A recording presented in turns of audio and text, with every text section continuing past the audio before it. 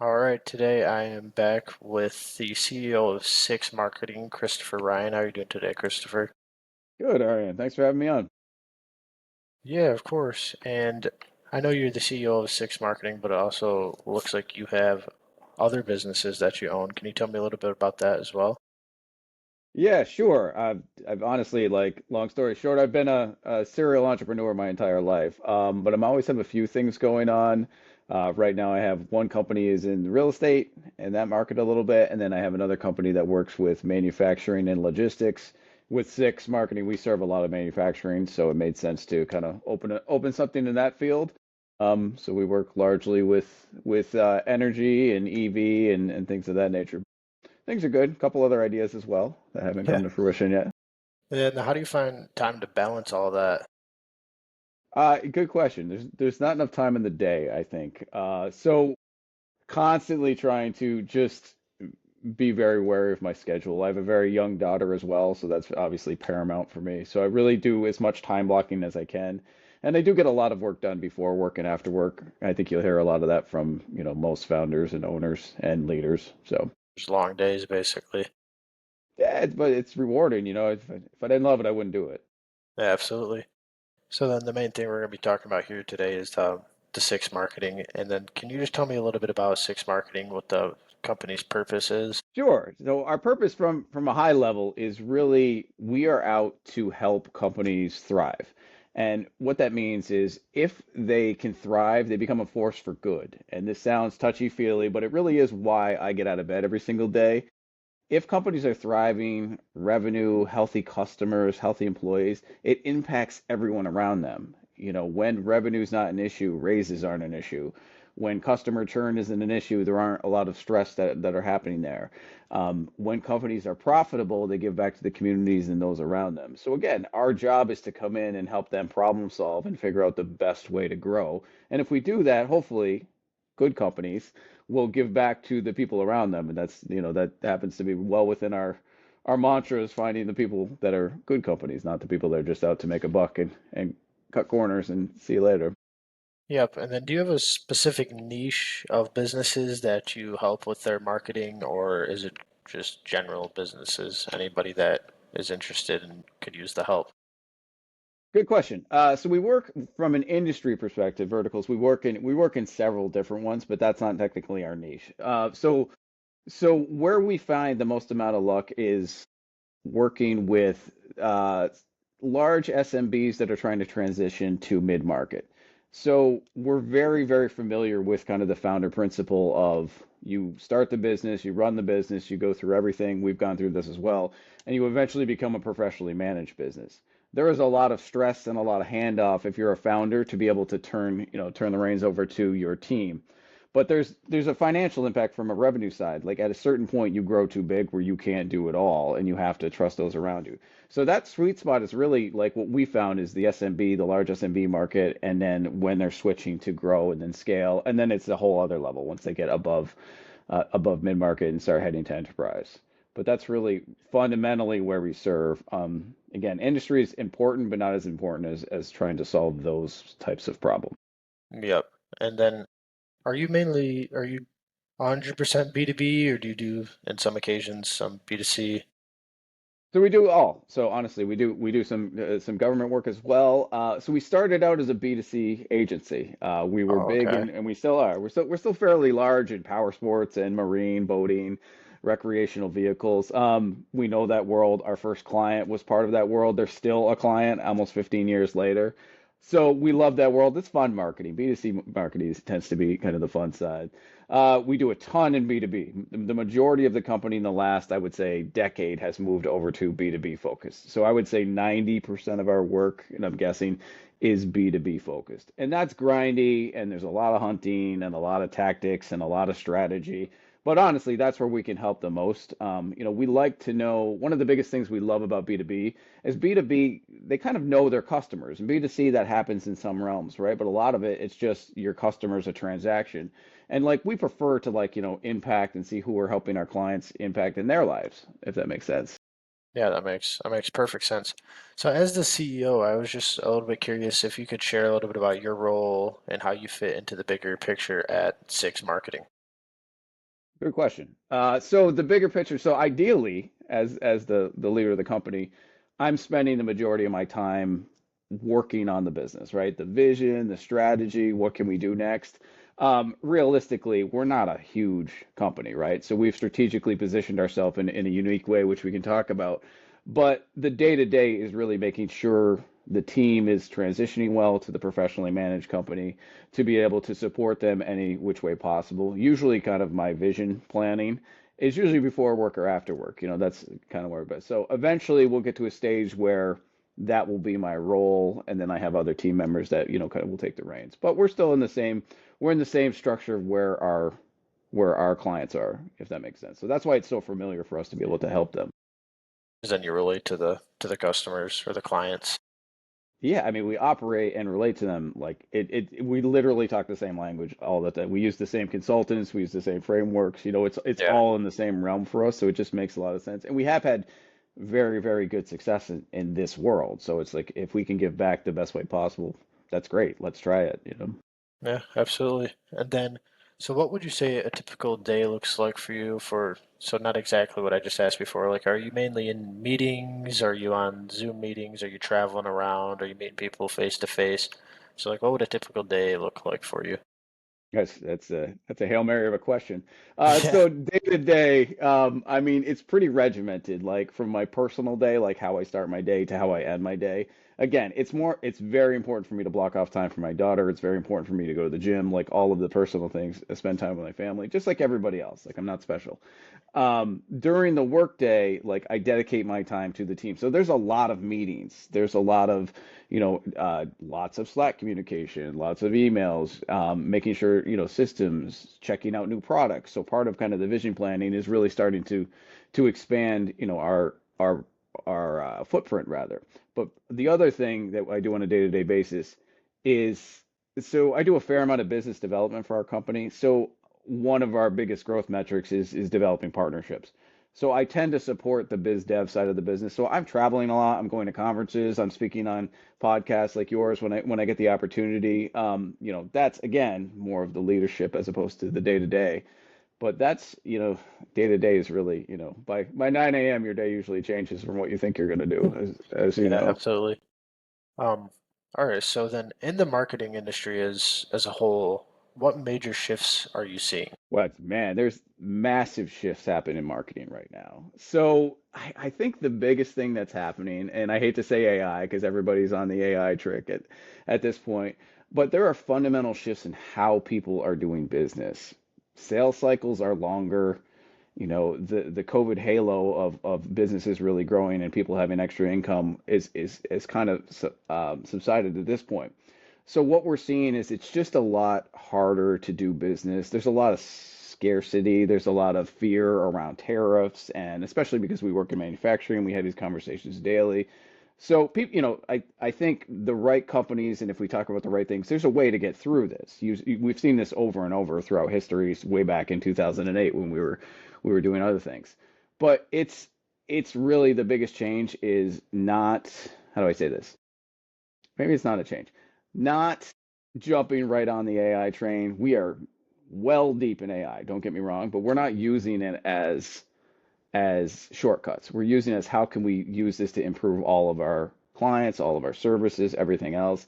I can't tell you how many calls that I'm on that people just want to dump something in AI and think it can solve our problems. So there's a lot of the marketing world, a lot of people are I'm gonna say they're fearful of losing their jobs. People are using AI to do some of the things. Eventually, we've seen this happen before with the internet, and again, this isn't. I'm not new to the game when it comes to this. I'm not to date myself, but we see a lot of these trends where people just try to take the shortcuts, and then eventually we'll go back to the professionals and the people who know that. Because honestly, like if we just stay the course and use the technology and make ourselves better, we're gonna leapfrog that entire section of people just trying to kind of figure it out for themselves and Yeah, maybe try to exactly. save money. Nothing wrong with that. Like I understand the thought process behind it, but I'm a firm believer that if you use the tools around you to make your team better, by the time they come back, you're even exponentially better than you were in the first place, and you were still a good solution there. Yeah, that actually Since you mentioned AI, that actually kind of led me into my next question. Was going to be what is working well in the marketing and advertising world regarding AI? Obviously, it doesn't take care of everything, but what have you seen it working well? So it really is an efficiency. It's so operational efficiency across the board. If you use AI, it just helps you think differently. There's a billion tools out there, and I'll give you my perspective on that because there's new ones every single day. But I really do think if you use the tools the way they should, like we are all over different AI tools. Like this one is good at this one is good at this. Let's try this one. A, it's important for us to like help recommend technology for our clients. But B, at the end of the day, it's helping us reduce time on things that we would, or give us new ideas, not only just reduce time, like give us new ideas or a new perspective of the way we look at things. So we develop like AI twins and we have it like, simulate Chris or simulate some of my other staff. And then we'll have conversations with ourselves. It sounds like super geeky, but Yeah. it really does help to have like your AI twin kick back some data and just how your perspective might be different depending on what's happening in your day to day. I am a firm believer in team versus tool. Like the team will help you plug and play the right tools. Tools are going to come and go, and I love a zillion tools in AI. But if you take this agentic approach and kind of plug and play to be able to come for the solution, the team will always outweigh the tool. It always has. Yeah, so your main use is primarily busy work and double checking stuff, but not taking like the blunt force of everything. It's a little of both. So we're testing a lot of like the agentic marketing right now. We're testing a lot of agentic sales. So it's not, I don't want to say it's not there yet. It's just we're not super confident that it's perfect. So like there has to be that human in the loop, which everyone talks about all the time. Today doesn't mean that this just keeps getting better and better and better. And so again, it's not just trusting the AI and letting it do what it tells you it's doing, because sometimes it, hallucinates and has its own issue. It Yeah. really is about just kind of like building this, but there are like really custom, unique things that are happening from a marketing perspective, from a sales perspective, from a customer service perspective, that actually simulates a good and creates a good customer experience. There is that bias of people being like, I don't want to talk to a chatbot, or I think that will slowly start to go away once you realize that the AI is actually solving your problem. It's just, like I said, I think we're on the 1 yard line. I think it's pretty close. I just don't think it's there yet. Yep. I understand what you're saying there. Now I kind of want to shift our attention to what I call the more is more in business. It's related to growth and expansion and providing greater value for clients. How is Six Marketing looking to grow and expand and find new clients and help those clients out better than anybody else can? Good question. You got a lot of good questions today. I like this. So the first thing and foremost is it's not looking at everything like it's a marketing problem. One thing we did a decade, like honestly, maybe 2 years into opening the business, was we started to adopt like a full function view of organizations. Like if we want to truly help companies go, it's not always marketing, it's not always sales, it's not always customer service, it's not always product development, it's not always technology. So if we step back and take a bird's eye view and look at this from a consultant perspective, what is actually causing the problem, then we can really help the company grow, right? Because a lot of times, like back in the day and still today, people still come to us for tactics. They come to us for a website, or they come to us for AI, or they come to us for lead generation. 99% of the time, that's not the root issue of the problem. Something else is going on. And I'll give you an example. So we were just hired, we were working for the SaaS company, um, $35 million company, really hot company, great product, great everything about this. So they brought us in, and of course, it's SaaS. They're just like hire as many salespeople as possible. We need leads as fast as possible. Growth at all costs. Um, that era has kind of died. So the growth at all cost era is not paramount anymore, and people are still kind of trying to force fit that. That's not what people want anymore. It's what companies want, right? Growth at all costs, but it's more about creating a connected customer experience. So when we got into this company after they hired us, we gave them the whole spiel, like, let's look at your business holistically. And they were just like, no, we want leads. We want this. I said, okay. say, you're writing the check. It's up to you what you want to pay us to do. But we got into this company. We found out there was a huge churn problem. So they were losing customers like thousands a month at a rate that was unsustainable. Like, not to toot our own horn, but like this, if we didn't solve the churn problem almost immediately, and we just started to add leads to this world, we would have been adding fuel to the fire, and the client would have like legitimately gone out of business. Like that's how much Yeah, churn was happening. Like it's a math problem at that because then stage. you're just adding another expense, right? Right. And again, if they just hired a lead generation company, if they hired somebody, they're going to do a good job and they're going to bring leads in, but that's not solving the root issue. Now, fast forward 8 months, and this doesn't happen. This is like the only case study we've ever had like this. Again, good company, good product, good time for the market. This $35 million company, we generated another $84.8 million in 8 months because we reduced the churn problem. And then while we were doing that, we were looking at the rest of the company and we were looking at like, are you talking to the right customers? Do you have the right ideal client profiles? Let's go after people outbound, inbound that actually can benefit from this. So our lead generation wasn't just not working at all, but it was building up as we were kind of reducing the churn. So all of these things started to come together. Now they're getting acquired. Obviously I can't name the company, but we did our job. We got in, we got out, and they made a ton of money. And honestly, like it's not even about the revenue. It's the fact that we, potentially saved a business from going out of business because, they were looking one dimensional, two dimensional at the problem. So that's how we serve clients best, I think.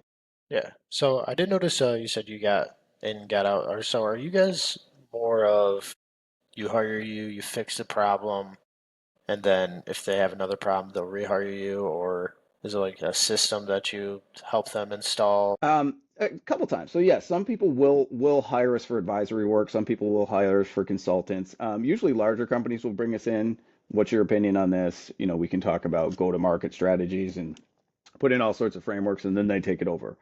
The markets that we tend to operate in, they not only have us do that work, but then they hire us to do the work after. So we come in with the strategy, and then we come up with processes and roadmaps on how to solve the problem.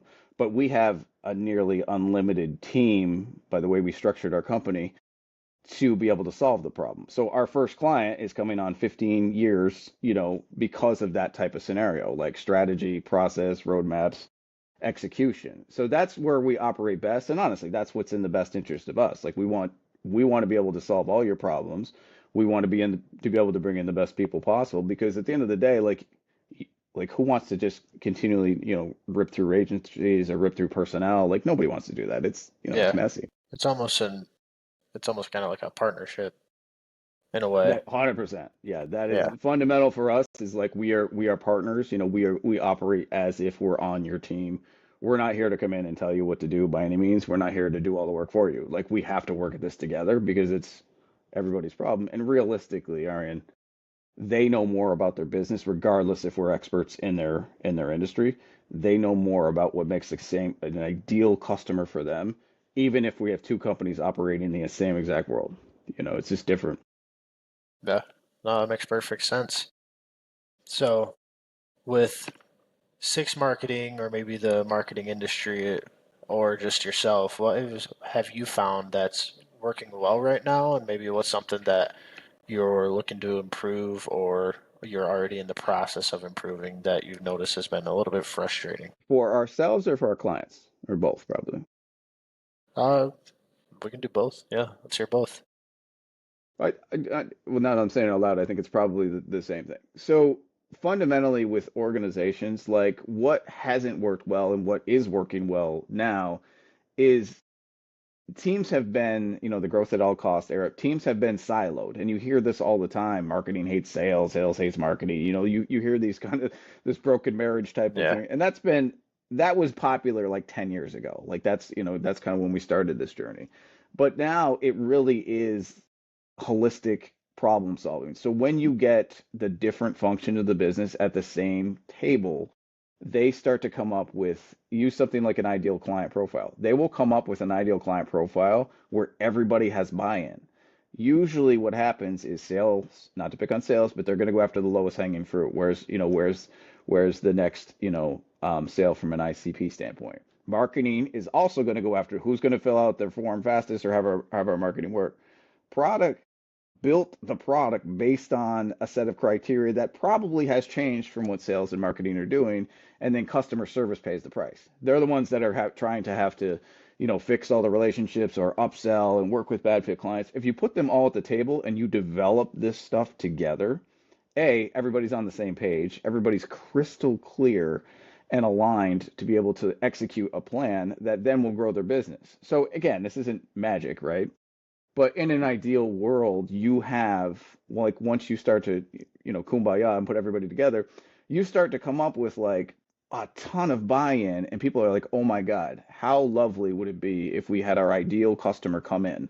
The customers that simple things, pay their bill on time, respect your team, want to continue to do work with you, want to recommend you, want to be evangelists for your team. That all starts at the beginning, and it all starts not from marketing, not from leadership, not from sales, not from product. You put all the teams together and let them come up with it together. Like that is go to market 101. If you can do that, fundamentally, that will change your business. That's where everything is going. Not everyone has made that leap yet. Everyone Yeah. is still kind of in the growth at all cost phase. They'll get there. Again, I think there's a nice little population of go-to-marketers out there, but the people that really really embrace this are the ones that are going to transform their companies. Yeah. I mean, that makes sense. And then is that kind of what you guys are looking to improve inside six marketing, or is there something else that maybe you're excited that you're improving and excited for your clients that like something new's coming out? Anything that you'd want to disclose? Basically, what metrics are you focused on improving right now? Good question. So internally, I think for us and any business, net revenue retention (NRR) is one of the biggest metrics to track. So basically, again, let's go back to our previous example. In the growth at all cost phase, you are trying to just keep putting people in, and you don't care about people falling out. You care about them, but you're just like, I'm going to grow by just stuffing more into this boat as much as possible, even though the boat's leaking. In this world, if you have happy customers, again, evangelists love you, refer you, blah, blah, blah, all of those things, and they stay with you if you're in a services business year after year, and they are growing, they are buying more things that you're doing and selling, and it's helping them grow their business, like that is sustainable, effective growth. And this is like the craziest stat ever. And I got this from Sanger and Vajay and Brian Brown over at GTM Operating System. They said you can double your business in 3.8 years without one new customer if you have an NRR of 120%. Like that's mind blowing when a lot Yeah. of us are like dealing with this like sales marketing challenge all the time. So like once people start to see that and see the tenure of their clients continue and have a longer relationship with their clients, it's a win-win because you're not going to give up lead generation. You're not going to give up growing the business. So if you can double your business by just having the right customers in there and treating them very, very well, and then they keep coming back, think about how fast you can grow that business at that rate, as opposed to trying to do revenue replacement, and Yeah. which is a lot of us get stuck in that world. Awesome. So the way I like to do this, I always ask the same two ending questions here.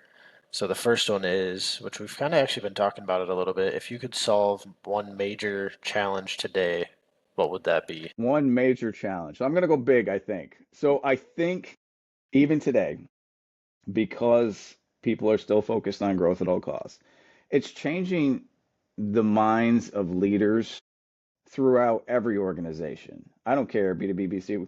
Like, if you will take the time to think there might be a better way to operate the business, and it's not just firing people, and it's not just blaming the function, and it's not just blaming your agency or your consultant. If you take the time to change your perspective and really truly invest in the time to understand how impactful things like an aligned team will help. Like that is like I would retire tomorrow if every business like leader would adopt that because every business would do much much better as opposed to just he said she said it's their fault it's your fault I'm gonna fire this CMO. Like they get stuck in this they get stuck on this hamster wheel of just not moving forward because, and again, I don't blame them, like, but there's when their focus is like, this is how we've always done it and this is how we're always going to grow our business, they don't see like the opportunity that's right in front of them. And that's what we try to do. Like, we're not perfect, like we're trying to give them a new perspective. And thankfully, we learned this lesson, a decade ago. This isn't new for us looking at a business holistically, but it is new for most leaders to not look at, well, here's marketing's numbers, here's service, customer services numbers, here's this. They look at it like it's the function's problem to solve, and it's not. Put the team together, and it's everybody's problem to solve. If you're losing customers, it might be a marketing problem, it might be a sales problem, it might be a product problem. It could have Yeah, nothing to do with customer service. it's just a You company don't. problem. Right. I love that you said that. It is a company problem. I probably should have Yep. started with that. So I'll say that in the next podcast. No, no worries. Um, and then yeah, my last question to wrap it up here is where do you want to be in 6 to 12 months from now? Where do you and Six Marketing as a whole want to be in 6 to 12 months from Oh, big question and the podcast. now? Certainly, like, because we're such believers of this GTM world, we've always operated in this custom little circle. I would love to expand our footprint to help other businesses grow.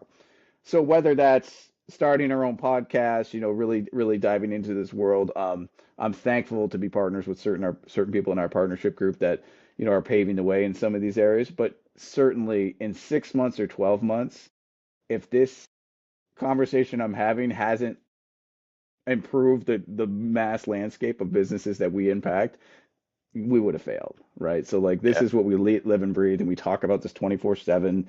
My fiance's sick of hearing about it all the time, but like this is what we're passionate about. So Yeah, I was gonna six say to 12 exactly. months, if it's more of a common household name, then we really have done our job, and hopefully that will inspire others to carry the torch rather. Not going to retire, just open a new business. Yeah, So, yeah. but Put so your attention somewhere else since this one's already taken care of. for sure. Um, yeah, I think that's well said. And before we end this, is there anywhere people could find you, particular maybe LinkedIn, anything you wanted to shout out? 100%. Yeah, LinkedIn is probably, I'm on LinkedIn more than any other system. So if you want to, I'm more than happy to help. I'm more than happy to provide advice. There's a lot of Christopher Ryans out there. So if you look at Christopher Ryan Six Marketing, you'll find me. But that's probably the best place. You certainly can check out if you're interested in any of this stuff. Go to our website. You can find us. This isn't a sales pitch for me, but truly, like, we're willing to make as many deposits as we can and help the people around us. And then hopefully you'll want to do business with us.